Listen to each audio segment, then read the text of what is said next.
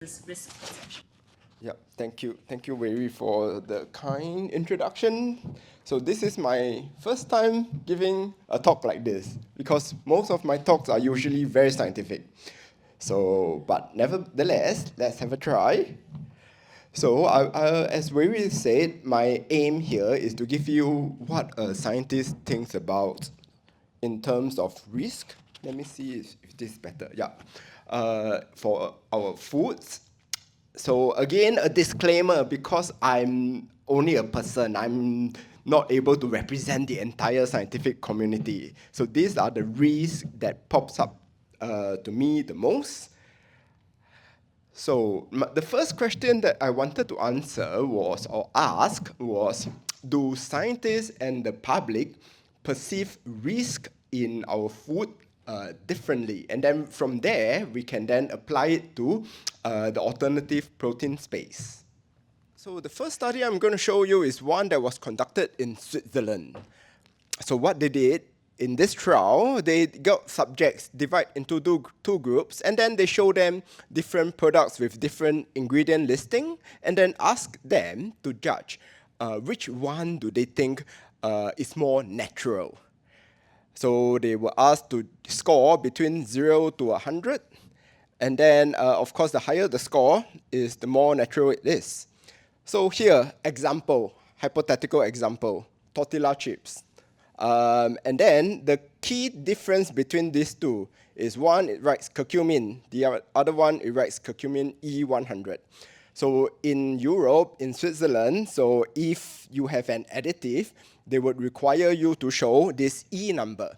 So naturally, what the participants score was when they see the E, the number, they thought that it was less natural.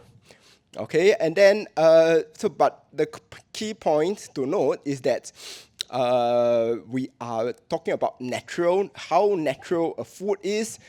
So I'm using it as an indicator that they feel that more natural is more safe and desirable. So I think this is a valid assumption because many consumers have this kind of mindset unless you are trained differently, like in a scientific way.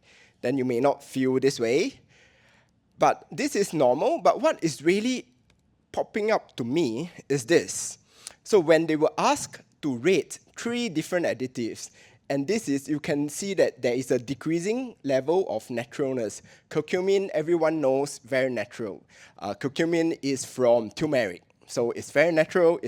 But then they rated sulfur dioxide as being more natural than glutamic acid. This was totally not within my expectation. I would never have rated it this way. So among the participants here, I'm not sure if you would have rated the same as this particular study. And the reason why I said I will never have rated it this way is sulfur dioxide is actually used to prevent browning. So if you look at dried fruits, this is a dried cereal with some fruit bits in it, raisin. So the raisin, okay, I didn't have a good picture of raisin. This is apricot. So, but if you have sulfur dioxide, they'll be more yellow. But if you don't have, they turn brown.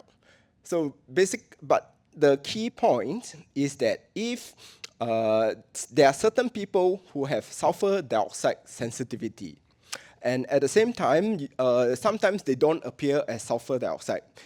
They could be metabisulfite or sulfite. So, but they are all the same thing. If these people who are sensitive to sulfur dioxide, they consume these additives, they can get itchiness and hives. So that's why the regulations in Singapore will actually require you to declare that you have sulfur dioxide as a warning sign for these people who may be sensitive to it. But on the other hand, glutamic acid is so natural. It's found in tomatoes, soy sauce, anything that's umami, you have glutamic acid. It's basically, if you have the salt form, it is the MSG, then monosodium glutamate. So, but then glutamic acid having a bad reputation is rated as less natural by these consumers in Switzerland. I don't know how consumers in Singapore, in Asia, would have rated. So maybe we, in your future studies, can educate us on this. But why is this perception of naturalness and risk important? It is important because if we look at how alternative proteins are being developed, they will always have these additives in it. And that's because we are trying to mimic it to be more meat-like. We are going to, these are added to give you juiciness, the flavor, the taste, color, and also provide the shelf life. For example, the natural color here, beet red. But the problem is beet red is not particularly stable at neutral pH. So that's why we have in the ascorbic acid and the citric acid to preserve it. So again, these are the additives added to make the product last longer and appear better.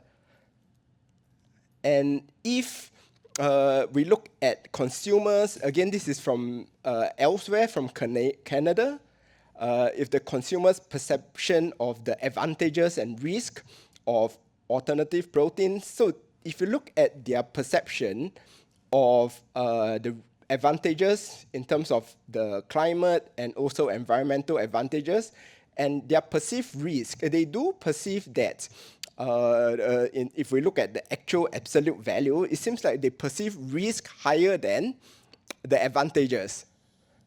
So the point would be, are we in the process of making these alternative proteins looks and taste better, are we putting off the most likely adopters of these alternative proteins as well? So if we are, then maybe we are moving and developing our products in the wrong direction. We meaning the people, the technical people.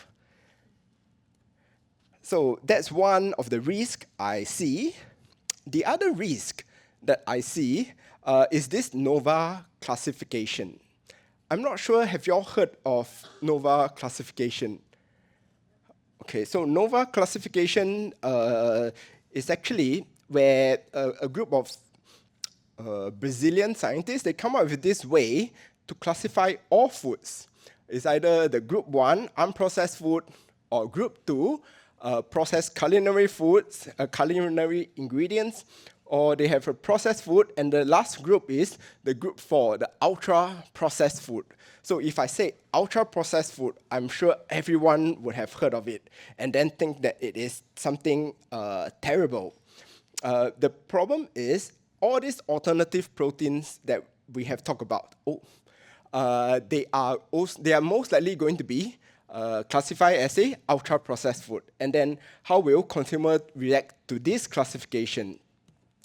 So what is so bad about ultra-processed food? If we look at this diagram here, it's basically a clinical study showing what happens when people consume ultra-processed food, and they find that people who consume ultra-processed food tends to gain more weight. But why? Is there something toxic about ultra-processed food? So if we look at what is so bad about ultra-processed food, and we look into literature, so for scientists, we will use scientific words, but this is actually what it means. They are high in energy density, high in calories. They are hyper-palatable, they're delicious. And then they have a delayed satiety signaling, meaning they are very easy to eat, very easy to swallow. So you eat a lot, and then you don't get the sense of fullness, and you overeat. So the main scene of an ultra-processed food is that it's too delicious. And we are making alternative proteins delicious. So then, what other so if the NOVA classification was really widely adopted, right now it's still an idea. No one has really adopted it. But if we do adopt it, and then all the alternative proteins are going to be classified as ultra-processed, what will happen? Again, a question for everyone to answer. The last is I'm going to talk about a risk that is on my mind, but not on your mind. Okay, so this is a compound called phytic acid. So it is naturally occurring and found it's a naturally occurring compound in grains and legumes. And what it does is it can bind to all these minerals like iron, zinc, calcium. And then if we look at a survey of all the food products on the market, you find that all these alternative proteins, they are actually still quite high in phytic acid. They are naturally present in plants, but even through after all the extensive processing, the phytic acid is still there. The things that don't have will be cheese, because it comes from milk, and mycoprotein, the mushroom, they don't produce phytic acid. And then this phytic acid can bind to zinc and iron, and when, especially if you bind to zinc, it can cause problems in young children, because children need zinc for growth. If we look at this diagram, this is a diagram, or rather a figure showing the distribution of stunting globally. The distribution of stunting is very correlated to the intake of zinc as well. So if you see countries that have high levels of stunting, it's either because they have a low zinc intake, or they have sufficient zinc intake, but they are poorly absorbable zinc, meaning the zinc is also present with lots of phytic acid and other anti-nutritive factors, which then cause this stunting. And it also, this geographical distribution of stunting also happens to coincide with low meat intake. So which then brings us to a problem. Let's say to be on the precautious side, we say alternative proteins are maybe not recommended for children. But if an adult sees it, say, how come my child cannot eat it, I should eat it, right? So that's another thing we may want to consider. So the take-home message is that I think the food scientist's perception of risk may be different from the general public, and then we may not be developing the field in the right way. So what we find is risky may be different from what is risky for the general public.